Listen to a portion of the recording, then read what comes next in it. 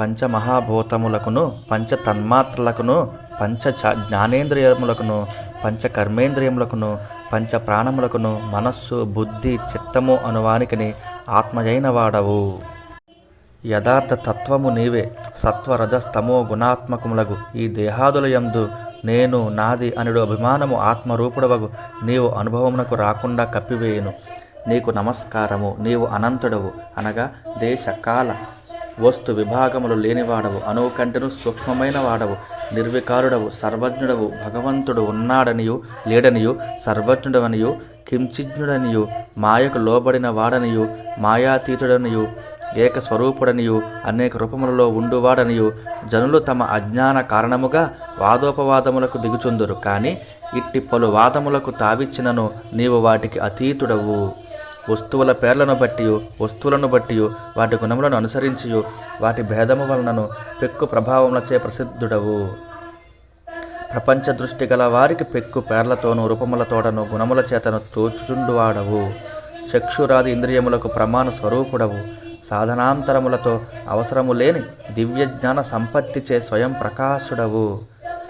ప్రకాశకుడవు.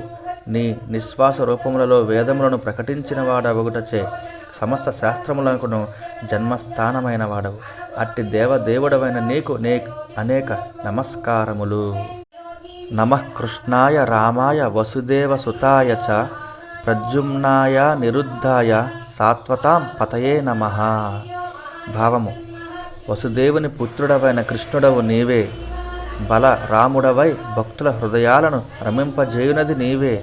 ఉత్కృష్టముకు ప్రకాశము గల ప్రద్యుమ్నునిగా ఆటంకములు లేనట్టి అనిరుద్ధునిగా ఉన్నది నీవే.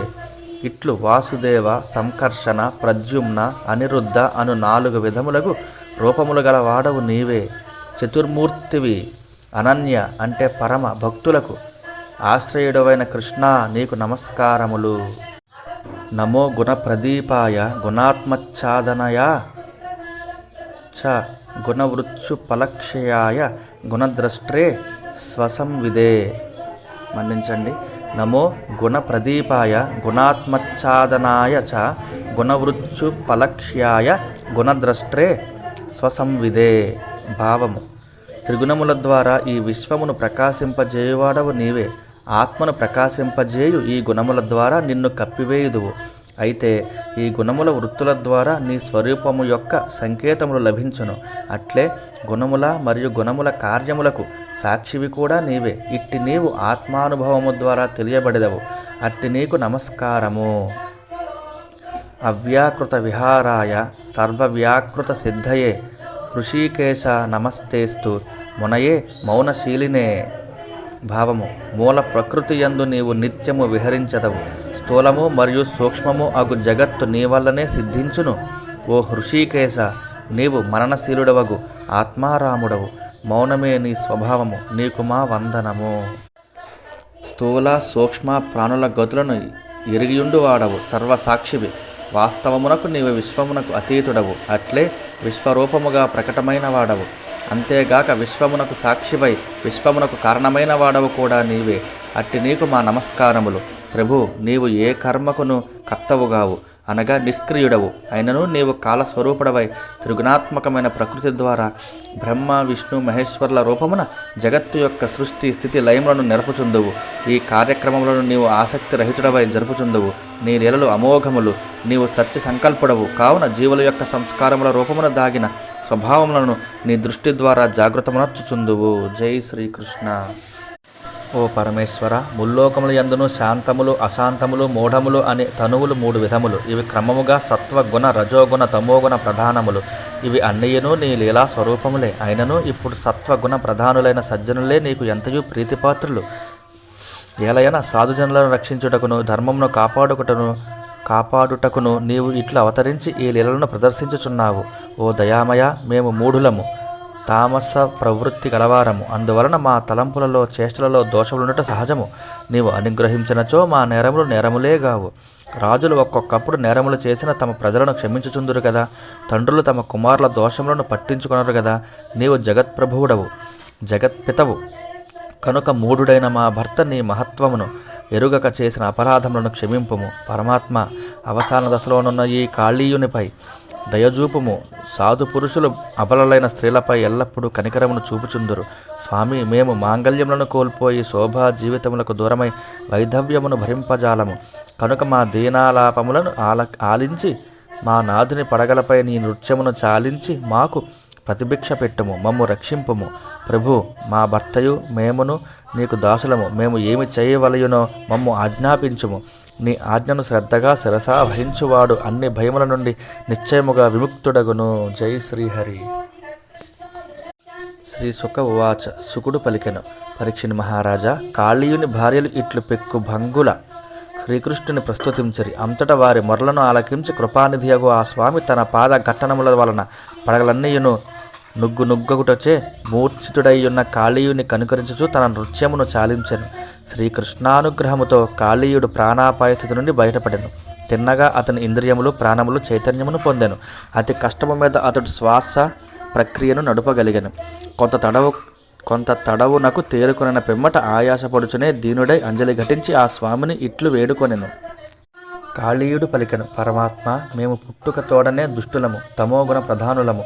మా సర్పజాతికి కోపము ఎక్కువ, అది చిరకాలము కొనసాగును. ప్రాణులకు తమ స్వభావమును విడిచిపెట్టుట దుర్లభము, దుస్త్యజము. ఎలనన ఆసత్తునందలి ఆగ్రహమే ఇందుకు కారణము. దేవ, వివిధములకు భావ వికారములు, ఆకారములు, శక్తులు, ప్రాణుల పుట్టుకలకు కారణములకు బీజములు, బలపరాక్రమములు, స్త్రీ పురుష క్షేత్రములు మొదలగు వాటితో కూడిన సకల లోకములను నీవే సృష్టించితివి. మా సర్పజాతి ఎంతయును నీ సృష్టిలోని భాగమే. సహజముగానే మేము మిగుల కోప స్వభావము గలవారము. అద్భుతమైన నీ మాయ అధిగమింపరానిది. దానిని దాటుటకు మేము ఎంతవారము. జగన్నాథుడవైన నీవే ఈ అన్నింటికి కారణము. నీకు తెలియనిదే లేదు. కాపాడదలిచినచో మమ్ము కనికరింపుము, లేనిచో శిక్షింపుము. నీట ముంచినను పాల ముంచినను నీదే భారము. శ్రీ సుకుడు పలికెను, కాళీయుని ప్రార్థనను ఆలకించిన పిమ్మట లీలామానుష విగ్రహుడైన కృష్ణ భగవానుడు అతనిని ఇట్లు ఆదేశించెను. ఓయి కాళీయుడా, నీవు ఇచ్చట ఈ మడుగులో ఒక్క క్షణకాలము కూడా ఉండరాదు. కావున నీవు నీ సర్పజాతి వారితో భార్యాపుత్రులతో గూడి వెంటనే ఇచ్చటి నుండి సముద్రమున ప్రవేశింపుము. ఇక మీదట గోవులు మానవులు ఈ నదీ జలమును నిర్భయముగా సేవింపగలరు. నేను నీకు ఇచ్చిన ఆదేశమును ఉభయ సంధ్యల యందును స్మరించిన వారికిని కీర్తించిన వారికిని సర్పభయము ఉండదు. నేను ఈ కాళీయ హ్రదములో ఈదులాడితిని. ఆ విధముగా పరిపూతమైన ఈ మడుగునందు స్నానమునర్చి ఈ జలములతో దేవతలకు, పితృదేవతలకు, ఋషులకు తర్పణములను విడిచిన వారును, ఉపవసించి నన్ను స్మరించుచు ఆరాధించిన వారును సకల పాపురముల నుండి విముక్తులగుదురు. కాళీయుడా, నీవు గరుత్మంతునకు భయపడి రమణక ద్వీపమును వీడి ఈ హ్రదమును ఆశ్రయించితివి. ఈ సందర్భమున నా పాద చిహ్నములు నీ పడగలపై ముద్రితములయ్యున్నందున ఇక మీదట గరుత్మంతుడు నిన్ను ఏ విధముగాను బాధింపడు. జై శ్రీహరి. అద్భుత కృత్యములను నెరపన కృష్ణ భగవానుడు కాళీయుని ఇట్లు ఆజ్ఞాపించిన పిదప కాళీయుడును అతని భార్యలను మిక్కిలి సంతోషముతో ఆ స్వామిని సాదరముగా పూజించిరి. కాళీయుడు సపరివారముగా దివ్యములగు వస్త్రములతో, హారములతో, మనులతో, అమూల్యములైన ఆభరణములతో, పరిమళ భరితములైన దివ్య గంధములతో, అనులేపనములతో, మేలైన ఉత్పలమాలతో ఆ జగన్నాథుని పూజించి ఆ స్వామి అనుగ్రహమునకు పాత్రుడయ్యను. ఆ గరుడధ్వజునకు శ్రీకృష్ణునకు ప్రదక్షిణపూర్వక నమస్కారములను వలచిన పిదప అతడు ఆ మహాత్ముని అనుజ్ఞను పొంది సంతోషముగా భార్యాపుత్రాదులతో కూడి సముద్ర మధ్యమున గల రమణక ద్వీపమునకు చేరెను. లీలామానుష విగ్రహుడైన కృష్ణ పరమాత్మ యొక్క అనుగ్రహమున ఆ క్షణము నుండి యమునా నదీ జలములు విషరహితములగుటయేగాక అమృతమయములయ్యను. జై శ్రీహరి.